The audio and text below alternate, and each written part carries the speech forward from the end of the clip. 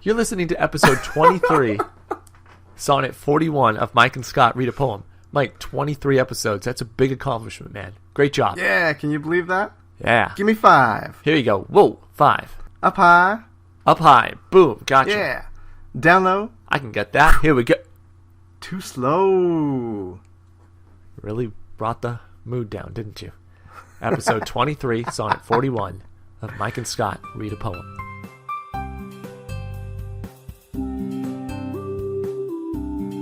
Were you able to watch Tim and Eric's awesome show, Great Job, this week? Yes. Oh, I watched 3 episodes. Whoa!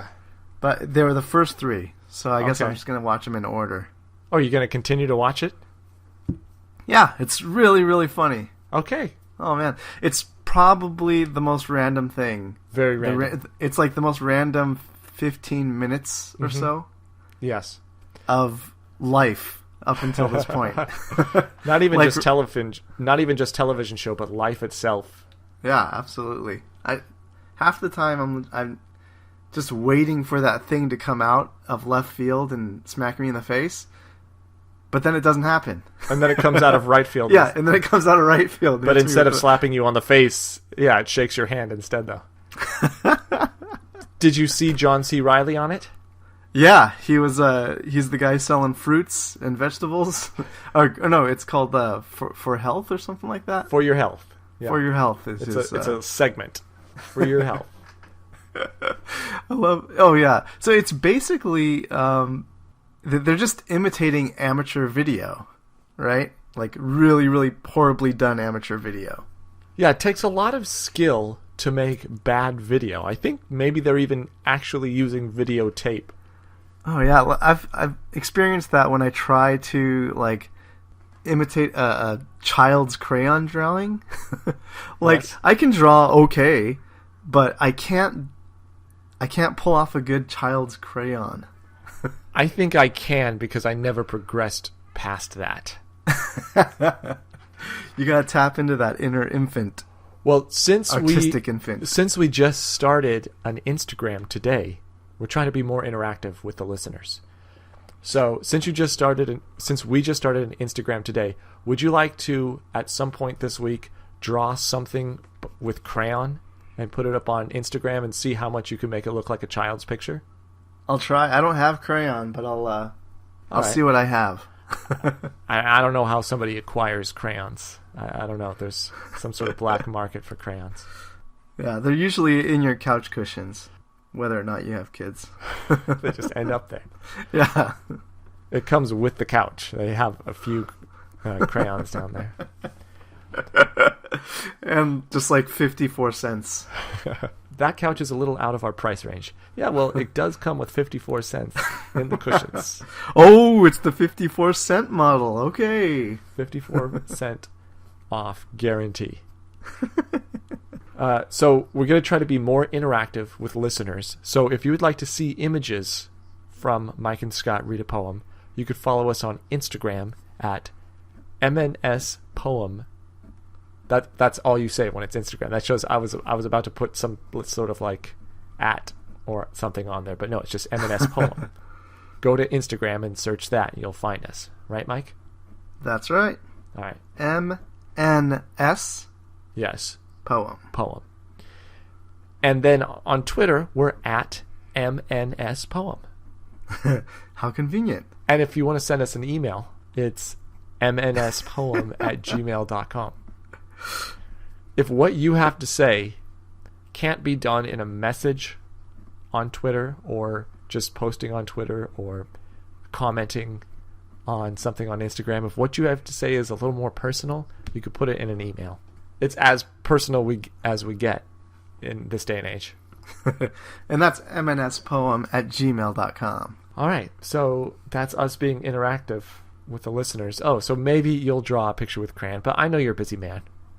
You don't want to just make a separate trip to go get crayons. And the paper, I don't know if you just use printer paper or what you would do. And I don't know what you're going to draw. I'm picturing a farm. So you have to draw different animals, and you have to draw a barn.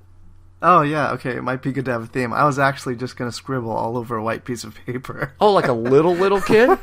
Yeah. I can't even do that. convincingly.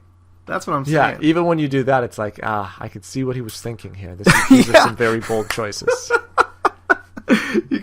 It's like abstract art, super abstract art. Yeah, whereas when a kid scribbles, it's just actual, like, this doesn't make any sense. What is going on in that kid's head? But whereas when we scribble, it's gonna, I don't know, you're gonna be able to follow our logic somehow. Yeah, No. You'll be able to tell that I'm in my yellow period currently. No, I'll put myself in that class where if I try to imitate what an actual baby, however old you have to be to first grasp a crayon and put it over paper, I don't think I could do that convincingly. I would try to like hang it out of my hand and not squeeze it very hard and look away from the page, but still there would be some sort of adult logic to my scribbling. That's exactly what I'm saying. I can't do it either. All right, I get it. I've never realized that before until you pointed it out. So maybe it's a bit more common than I thought. I thought it was just me. Oh, you think that you're the only one who can't scribble? You think you're that special? Well, I mean, thinking on a level of like, maybe I'm the only one who it looks like anything to my own scribbles, if that makes any sense. Okay, I see what you're saying. Like, I know what I was thinking here. I remember that decision to go left. Yeah. Whereas the baby was like, what decision? My hand, I barely controlled my arm. It kind of still goes where it wants to. I just knew how to guide it to grab a crayon. I can't even hold it. That's what the baby would say if it was really breaking down his performance. But yeah, and even on top of that, I don't know that many people even know this about themselves. That they have logic to their scribbling? Yeah, until they do it. I was one of those people until you pointed out to me a minute ago. Now everybody's going to go home and start scribbling on papers. Yeah, so if you do, shoot us the picture at Instagram. So we're on Sonnet 41 this week. When I typed it into Google, Elizabeth Barrett Browning came up again. Oh, was her first sonnet that we read the one about kissing? Yes. On the head, the cheek, and the lips. You remember it. Yeah, that was a good sonnet, actually. I really liked that one. It took you so long to remember anything about any given Sunday, but Sonnet 38 by Elizabeth Barrett Browning, that you remember the first time. I'm pretty sure it was 38. So I'm super stoked to hear this, or to hear hers if you want to read it later. We'll read it when we research the trivia question. So we will read it to ourselves and perhaps the audience. So that's something to stick around for. Maybe you get to hear another Sonnet 41, a bonus Sonnet 41. For the present, we will be doing William Shakespeare's Sonnet 41. Here on Mike and Scott Read a Poem. Mike, are you ready to read Sonnet 41? So Sonnet 41. Those pretty wrongs that liberty commits, when I am sometime absent from thy heart, thy beauty and thy years full well befits, for still temptation follows where thou art. Gentle thou art, and therefore to be won. Beauteous thou art, therefore to be assailed. And when a woman woos, what woman's son will sourly leave her till he have prevailed? Ay me, but thou mightst my seat forbear, and chide thy beauty and thy straying youth, who lead thee in their riot even there, where thou art forced to break a twofold truth, hers by the beauty tempting her to thee, thine by the beauty being false to me. Okay. I know the general area of where you are right now, Shakespeare. Let's go over the drama of the sonnets so far, as we understand it. Shakespeare and the fair youth had a mysterious falling out, and we didn't know what it was about until last week in Sonnet 40, when it seemed to suggest that the fair youth had stolen a lover away from Shakespeare. Yeah, or just hooked up behind Shakespeare's back. Yeah, he found out. But yeah, it's breaking his heart. Both the same thing. Yeah. And here again, there seems to be the fair youth being tempted by beauty. What I'm always wondering with Shakespeare's sonnets nowadays is, who is he talking to in this whole drama? Now that we've got a fourth person or object, Because Yeah. there's Shakespeare, there's the fair youth, there's some old. Remember back in the beginning of the sonnets, he was always referencing like, Procreation. oh, that was the procreation sonnets. Yeah, so he Yeah. was talking to, I guess, the world. Or even the fair youth then, but then he was talking about a very specific thing. He's like, that's when he first met the fair youth, maybe, and he's like, man, can you imagine how beautiful this world would be if that guy would just procreate? Yeah, yeah. It's a sin for him not to, basically. Oh yeah, you must do it. Yeah. So he moves on from that into, I mean, that's 3 characters then that we know of, right? Well, Shakespeare, the fair youth. And now the lover. Oh, now fast forward to Sonnet 40. Yeah. Yeah. So I think that this sonnet is about those 3 characters, that the fair youth has gone and been tempted by some beauty. Yeah. And another interesting point is we don't really, like, for 100% know the sex of any of these, of either the fair youth or his lover, right? Yes, but we do know that Shakespeare is a man. Shakespeare's a man. We got that much. Yes. But many of the websites seem to suggest that the fair youth is a man and that there's speculation too that it was a specific person. I never remember who that person is, though. I kind of wish it was just a little bit more in our face, like, yeah, it is a man for sure. Yeah, I wish because then I can imagine, I can get into the whole imagery of this drama going down. Just call him Charles Shakespeare, or just call him whatever his name is. Just say his name once, or her Bob. name, or Bob her from name. accounting. Just let us know. Yeah. That's who the fair youth is. It's Bob from accounting. Yeah, he's a young guy.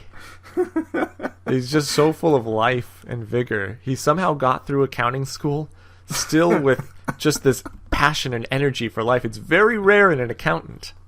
Though that's a stereotype. I'm sorry if there are any accountants listening.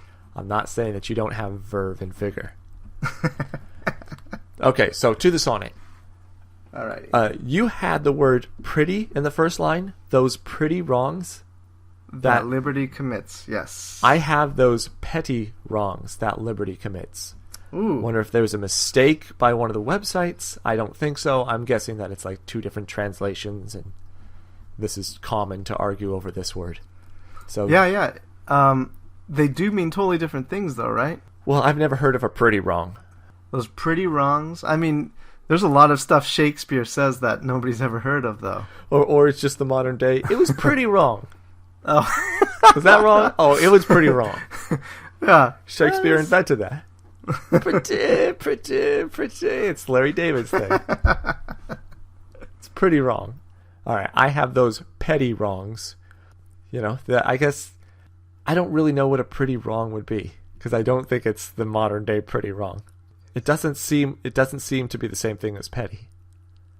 Well, what I'm thinking is, because obviously somebody translated it like that here, right? It's probably not a typo on the website I'm on, right? Yeah, unless somebody from Shakespeare-online.com listens to our podcast and realizes he's never proofread Sonnet 41, and then he goes back and it's like, oh man, oh god, no! I heard it on the podcast, and then I had to go back and correct it. Those petty wrongs? That's right. Or Shakespeare's Sonnet guy going, those pretty wrongs? And those guys could be women. I'm sorry. I didn't mean to assign gender. Shakespeare does such a good job at not assigning gender, and look at me. I have both of the website guys men. That's how sexist I am. Oh man. All right, so what I'm thinking is, if it's interpreted this way as pretty, and it's not just a typo, then it has to have some meaning to somebody else out there. And I think maybe they're thinking of along the lines of those pretty wrongs, like wrongs that are maybe ironically beautiful or something. Okay.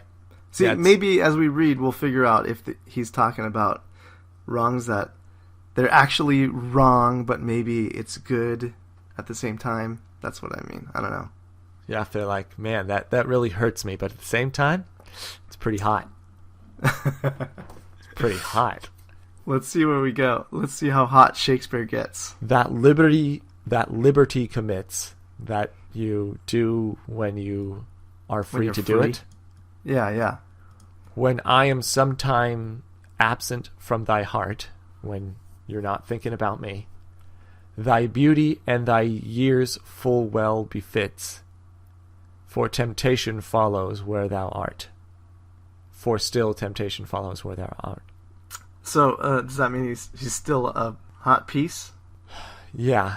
So the beauty and the year befits the petty or pretty wrongs that liberty commits. Right? Those two sentences are linked. Yeah. For temptation follows where thou art. Wherever you go, there's going to be somebody that's trying to tempt you because that's how beautiful you are. I'm thinking that. It's like, yeah, there are some people that you know that it's like, man, I'm sure wherever you go, like every person falls in love with you. Yeah. And that's what he's saying about the fair youth here. Like, that's just going to happen to you. It's nature, right? It's a wrong that you commit because of how beautiful you are. Ooh, see, maybe that's a pretty wrong. You're right. Gentle thou art, and therefore to be one. Excuse me. So, you are gentle, which is a nice quality, and everybody should want you. Beauteous thou art, therefore to be assailed. Assailed, doesn't that mean like... I'm thinking assaulted, but what's... No, I kind of think that so too. But I'm thinking here that it means with love. Like, okay. Like people are just going to spring on you and like, hey, go to the dance with me, go to the dance with me. Ah, I see. And when a woman woos, what woman's son will sourly leave her till she have prevailed? When a woman woos, so when a woman's horny, what woman's son... Yeah, I think so, right? Okay. So it wasn't like...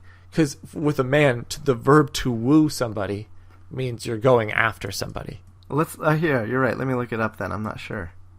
But when a woman woos, maybe it's she's been won over, but maybe it's also she's the one doing some pursuing here. Okay, so we've got woos. Try to gain the love of someone. Yeah. Especially with a view to marriage. Okay, so like she's trying to get hitched. What woman's son will sourly leave her till she have prevailed? A woman is going to want her son to get married? Is that what that means? Oh, maybe what it means is she's going to be all... Okay, so when a woman wants to get married, she's going to be a lot to deal with, all the way from a kid being 1-year-old to a kid being 18-year-old and leaving the nest. I think I got it right here. When a woman woos, if a woman is showing interest in a man, what man, that's just another translation of what woman's son. Oh, because the woman's maybe a different woman. Yeah. Every person is a woman's son. I mean, every man is a woman's son. Totally see it, yeah. Yeah, every woman is a woman's daughter. So what man would leave his mother... Nobody wants... So sourly leave. You don't want to leave your mother. See, maybe the her here is referring to the woman. Will sourly leave his mom till... So you're just going to stay with your mom until finally the woman that's wooing has prevailed. Stay with it? You think he's really referencing his mother there? No. Well, till what woman's son? It's just a way of saying what man. What man... Okay, would leave her... Okay, you're saying... I think the her right there yeah. might be the fair youth, like just some chick. Maybe the lover. Leave her till who has prevailed? He, the woman's son. Till she have prevailed. It says till she have prevailed. I have he. Oh no. Jeez. No wonder. What a great comedy that was. She. He. I have he. Okay, so I'll read mine. That's okay. Amazing. Okay. All right. And when a woman woos, what woman's son will sourly leave her till he have prevailed? And I have the exact same thing, except it says when she have prevailed. When a woman woos, what woman's son will sourly leave her till she have prevailed? That's why I was thinking that the first her is the mother, and then the she is the woman that's wooing. Wow. Okay, so we should probably take time to explain that we're on different websites here. We do that on purpose because we want to see the different interpretations. Started out as an accident, and then it became on purpose. Yeah, that's actually perfectly accurate. But basically, I'm on Shakespeare's-sonnets.com. Scott is on Shakespeare-online.com, checking in. Shakespeare.online.com. Usually, there's small, subtle differences between the two translations. From time to time. Not very often, though. Yeah, but this one, there's like two major ones. Two big ones. Two biggies. So that's pretty amazing. Okay. Okay, so how about we skip this for right now? Since Skip it there's for kind now. of Okay. I me, but yet thou mightest my seat forbear, and try beauty, and thy straying youth. Okay, I'm completely I'm going to lost look up right chide. now. Admonish, scold. What does it say? Oh, okay. Scold or rebuke. Perfect. Okay, I didn't say Nice. rebuke. You'd do so well on the SATs still. I think I'd get such a poor score. But yet thou mightest my seat forbear. All right, my seat forbear. Run that down for me. My seat forbear. Mightst my seat forbear. Let me look up forbear. Okay. I know it's not, here we go. Politely or patiently restrain an impulse to do something. Refrain. So refrain from taking a seat. Refrain from. But yet thou mightst my seat forbear. Hold me down somehow. Restrain my seat. If I try to get out of my seat. Oh, okay, okay. And chide thy beauty and thy straying youth. And if I... Scold you for being too young? Maybe. And that for doing things that young people do. Hmm. Who led thee in their riot even there, where thou art forced to break a twofold truth? Oh man, and that's a colon into the couplet. Oh, I just have a comma into the couplet. Oh wow. Who led thee in their riot even there? I'm thinking that would be like Shakespeare's blaming himself. Yeah. I was the one that, remember last week we said, filled you with your love helium? That's right. Where thou art forced to break a twofold truth. So I forced you to deceive me. Twice. Yes, or, well, yes, let's see, and the two times are. Hers by thy beauty, tempting her to thee.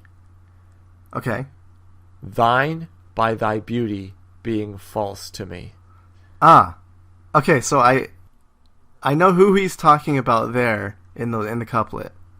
Yes. So hers by thy beauty, tempting her to thee. That's his lover. Her is his lover, right? Yes. And he's tempting. So her beauty is tempting his fair youth. Yes. That's a crime. Crime. Second crime is the fair youth's beauty tempting Shakespeare. And lying to him. Yeah. No, two. That's two crimes. That's two crimes. Sonnet 41, two crimes. So he broke a twofold truth. So the truth was supposed to be... It sounds like Shakespeare needs to read that book. He's just not that into you. Because clearly the fair youth just isn't feeling what you're feeling. So he's just going to go out and live his life. And you do seem to keep harping on his life, and there's just other things to look at, I would think. Are you feeling that ending? Yeah, so I think now that, that's just like one little ray of sunshine through all this muddled cloudiness that I can't understand. Yeah. But it gives me a little bit more hope. So let's try it one more time quickly. And okay. And confidently. Yeah, okay. Those petty wrongs that liberty commits, those things that we're doing, like he puts his hand to his mouth and kind of like whispers, and it like those things that you've been doing, and that could be pretty or petty. Yeah. I'm saying that's when you do that kind of yeah. move. You know what I'm saying? You've successfully found the God particle there, man. I created the unified field theory. Yeah, exactly.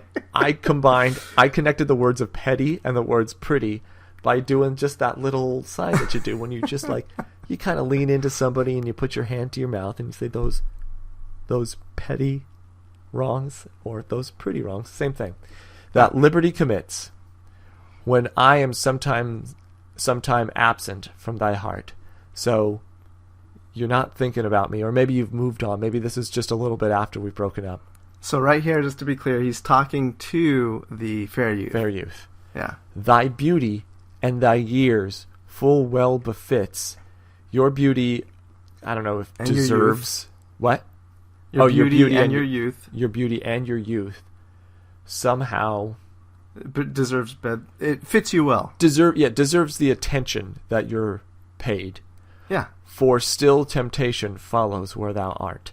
Okay, so you're still hot. Wherever basically. you're going to go, there's going to be temptation. And because of that temptation, you're going to do these wrongs. These petty or pretty wrongs. And it's probably has a lot to do with how beautiful and young you are. Yeah. Right? And gentle. Because gentle thou art, and therefore to be won. One of the reasons to show that you are should be sought after is how gentle you are. Beauteous thou art, and also because of that. Therefore to be assailed. So if people are asking you to prom, makes sense. Mm-hmm. And when a woman woos, what woman's son will sourly leave her till she have prevailed? What guy is going to leave his mother unless that woman that's been calling him, really strikes his fancy? What woman's son is kind of a point at the fair youth. Yeah. Right? He's saying like, and if you're out there away from me and looking hot, and why wouldn't you go after some woman? Up? Yeah, after some woman that's clearly making eyes at you.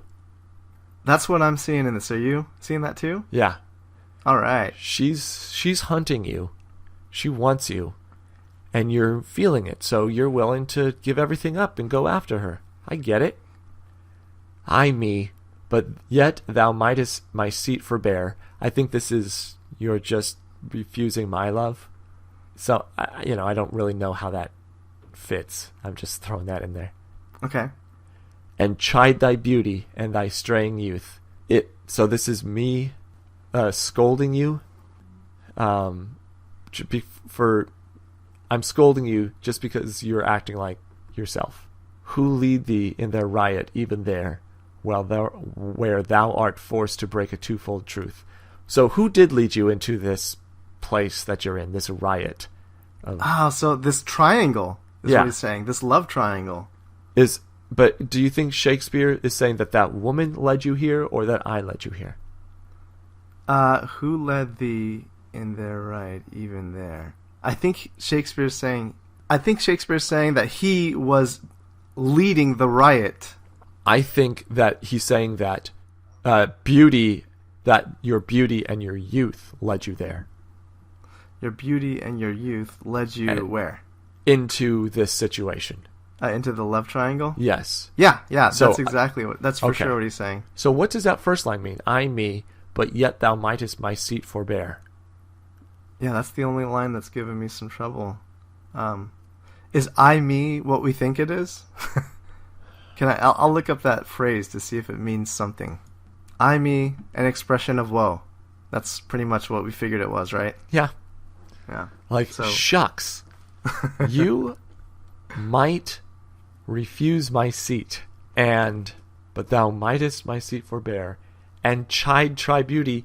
It sounds like... Oh, wait, maybe he's saying someday you're going to get old and you're going to look ugly. Okay. Like, oh shucks, but yet thou mightst my seat forbear, and chide thy beauty, so like, you're going to ruin your beauty, and thy straying youth means your youth is running away, you're getting old. Okay, I thought it was meant he was like being promiscuous, but you might be right. And who lead thee in their riot even there, where thou art forced to break a twofold truth? And who lead thee in their riot even there? Yours says, and who lead thee? No, it doesn't say and. It just okay. says, who. Sorry. Where thou art forced to break a twofold truth. Maybe it's, you were led by beauty and straying youth to hurt me. You were led by her beauty, which tempted you there. And you were lured there by your beauty, which you were refusing to me. That doesn't feel that satisfying an answer. I think the first one you got right, so or I agree with you on the fair youth's beauty led him to the lover, right? And that's one crime. The other crime is the fair youth's beauty tricking Shakespeare somehow. Yeah. Tricking Shakespeare into falling in love, maybe. So it's those two things which created the love triangle. That's actually true, right? Yes. So, just from a general standpoint, because I can't pinpoint all the specifics here. When I look at line by line, it gets all jumbled up. So, just taking a step back, it seems to be that Shakespeare is saying what went wrong, like really analyzing how this thing fell apart. I don't know, maybe making excuses for him, or just trying to create a narrative as to what happened. Yeah, and I think he actually pinpoints it at the end, too, though. Yeah.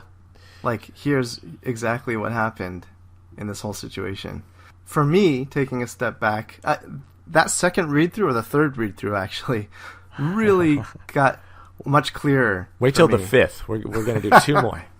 How about for you? Did you feel like you kind of understood it really a lot better? Yeah, I feel I'm close, but like I said, there's lines that just get to me. Okay, so it's like, for me, if I step back and I'm saying the main message of this sonnet, I think he's just talking about the fair youth is beautiful, the lover is also beautiful. When you're away from me, I can't not expect you to hook up with the lover because you're both beautiful. In the end, those are the two things that kind of suck right now. Yeah, it hurts me in two ways. Yeah. You attracted somebody else to you, and it hurts me that you hurt me. Exactly. That's what I think, anyway. What do you say we look this up and see how close or off the mark we were? And if we're wrong, I'm telling you, Sonnet 41, you've really hurt me. You've hurt me in two ways. One, because I don't understand you. And two, because you hurt me.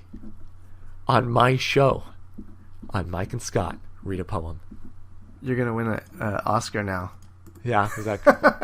There's just some crazy Oscar award comes to the door in a UPS package. Like, yeah, we heard episode 20, what are we on? 22. So here's your Oscar. You won. Excellent work. Is Oscar just movies? Just movies. They do not currently include podcasts.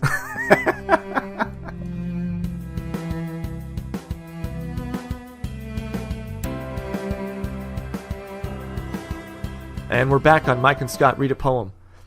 Grading metaphor, you got anything? How full our Twitter box is from 0 to 140 characters. Oh, how much of our first tweet have we completed? So, assuming that we want it to be exactly 140 characters, which there's no rule that it has to be that long. Okay. So your grading scale is just out of 140 points. Pretty much. Yeah. But we're calling them characters. Characters, okay. So how many characters are we getting for our analysis? We're getting 110 this week. 110. Yeah. Okay, I agree with that. So we said that there was a love triangle, but we were disregarding the third side of the triangle, and that was Shakespeare's love for his mistress, or his connection to his mistress. So when he says the twofold crime, the crimes are you broke my relationship with her and my relationship with you. Exactly, yeah. We whiffed so on that's a big point that we missed. So that's kind of where most of the characters fall off for me. Yeah, the rest are an interesting, pithy, well-spelled tweet with great punctuation.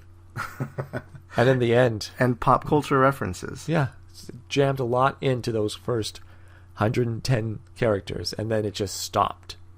It was weird. That's really all that was missing from our analysis. The first part's the same.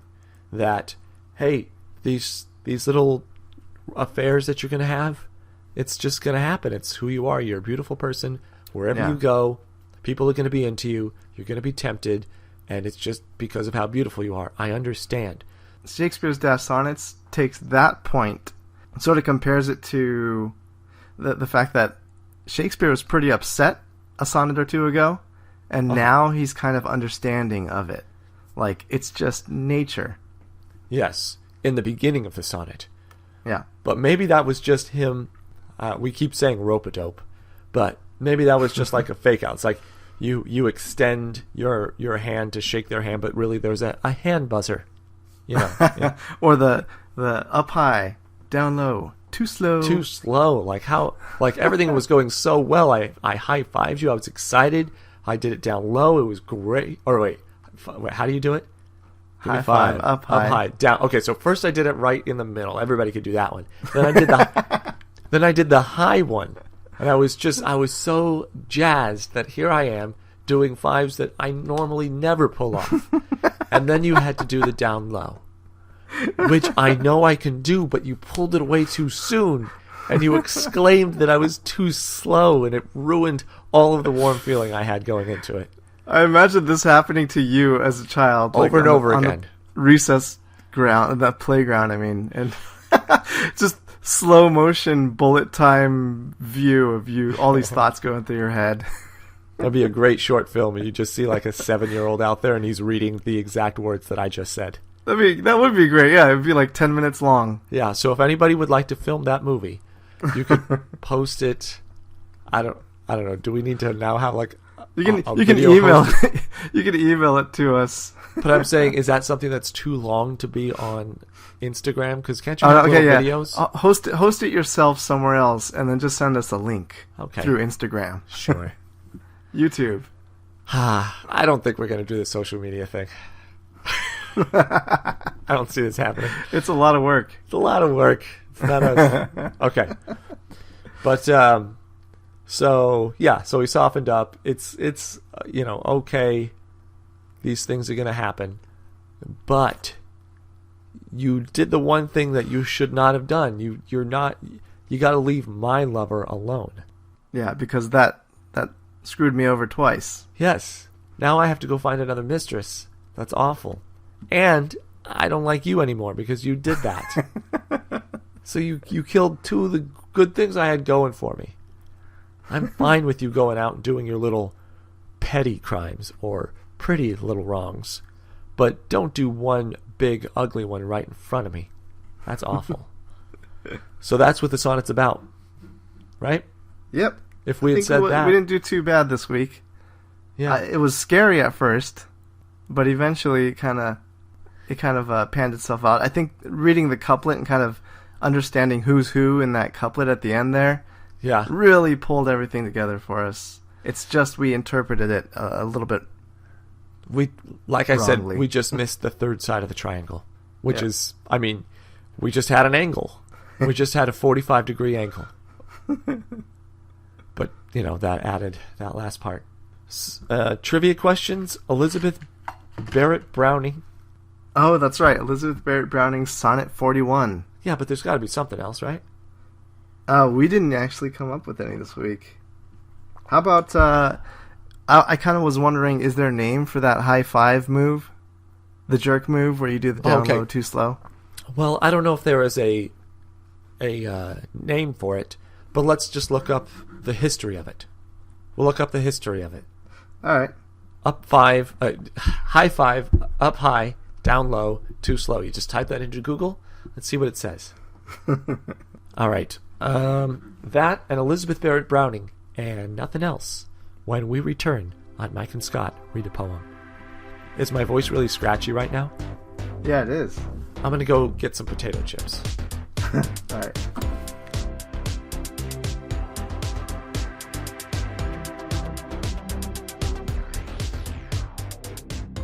We're back on Mike and Scott Read a Poem. You have an answer for high five, up high, down low, too slow. So I looked it up. There's some really interesting stuff on Wikipedia. The too slow variation of the high five originated sometime after the late 70s. it's first kind of referenced, from what people know, in a BBC children's TV program, where in the intro song they say "too low to lay on 5," which basically means too slow. Also, that whole exchange appears in Terminator 2: Judgment Day. Remember that? Now that you say that, I think I do. Yeah, so John Connor teaches the Terminator to gimme 5, up high, down low, too slow. I don't think the Terminator would be too slow. Well, you know, the processing power from his processor is probably pretty advanced, but I think he would still need to figure out what the next action in the pattern of hand gestures would be. So what a terrible fighter he would be. Oh, he's cocking his fist, or his arm is moving back, and his hand is falling into a fist. He seems to be moving the fist away from me. There's no way I'm in any... Oh, it's coming towards me. What should I boom? What if the Terminators were so strong but so terrible at fighting because they just cannot predict human movements? You're right, yeah. All right. So the earliest reference was in the early 70s on some British TV show where they said it wrong. And then there's another reference that's in Terminator. Okay. That's a great history for that saying.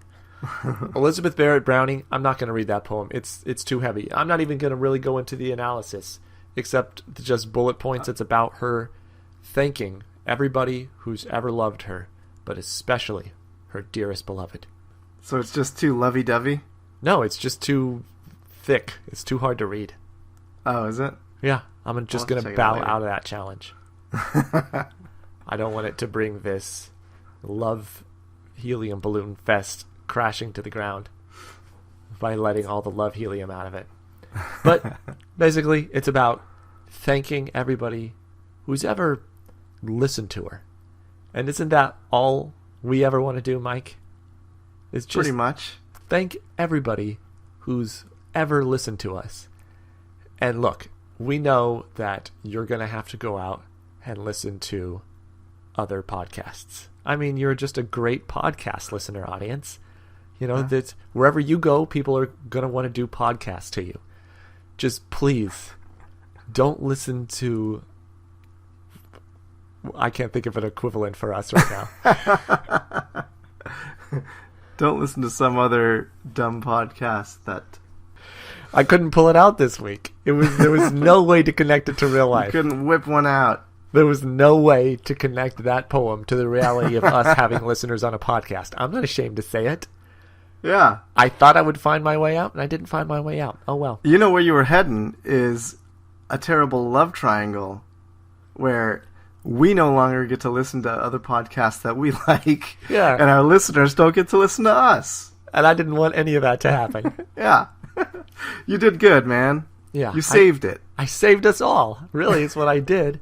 I led us into danger, but then I brought us back to this, and this is what we do best. You listen as we record our podcast called Mike and Scott Read a Poem.